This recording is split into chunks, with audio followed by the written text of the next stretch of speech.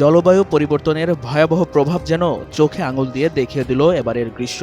তীব্র তাপপ্রবাহ এবং অস্বাভাবিক গরমের কারণে মাত্র 10 দিনেই ইউরোপের 12টি শহরে প্রায় 2,300 মানুষের মৃত্যু হয়েছে। প্রচণ্ড গরম ও তাপপ্রবাহের জেরে 22 জুন থেকে 2 July Barcelona, Madrid, London, Milan সহ ইউরোপের গুরুত্বপূর্ণ 12টি শহরে এ মৃত্যুর ঘটনা ঘটেছে।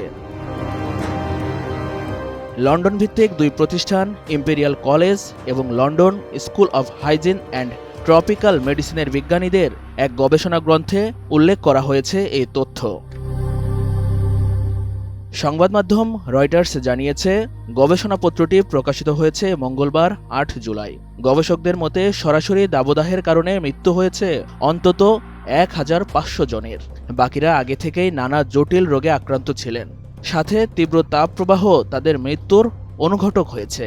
গবেষণায় এর মূল কারণ হিসাবে উল্লেখ করা হয়েছে জলবায়ু পরিবর্তনের প্রভাব এবং অতিরিক্ত তাপমাত্রা।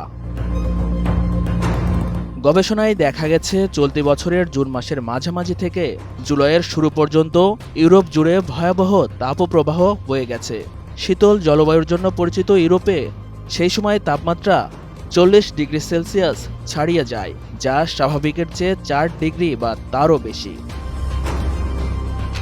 ইম্পেরিয়াল কলেজের গবেষক ডক্টর বেন ক্লার্ক বলেন, সাম্প্রতিক বছরগুলোতে ইউরোপ অনেক বেশি গরম হয়ে উঠেছে। এবারের গ্রীষ্ম যেন বিপদ ডেকে এনেছে। আমাদের গবেষণায় শুধু 12টি শহরের তথ্য রয়েছে। পুরো ইউরোপ জুড়ে মৃতের সংখ্যা আরও অনেক বেশি হতে পারে। রয়টার্সকে দেওয়া সাক্ষাৎকারে ডক্টর ক্লার্ক আরও বলেন, এই তাপমাত্রা শুধু সংখ্যাই নয়, এর মানবিক মূল্য অনেক বেশি।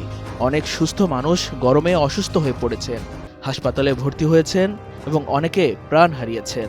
তিনি আরও জানান, অতিরিক্ত গরম বৃদ্ধির জন্য মূলত দায়ী জলবায়ু পরিবর্তন। এই বিপদের মাত্রা বাড়তে থাকলে সামনে আরও প্রাণহানির শঙ্কা রয়েছে।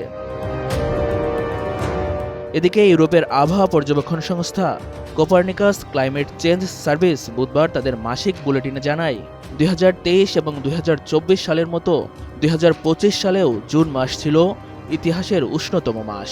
জলবায়ু পরিবর্তনের কারণে বিশ্ব দ্রুত হারে গরম হচ্ছে।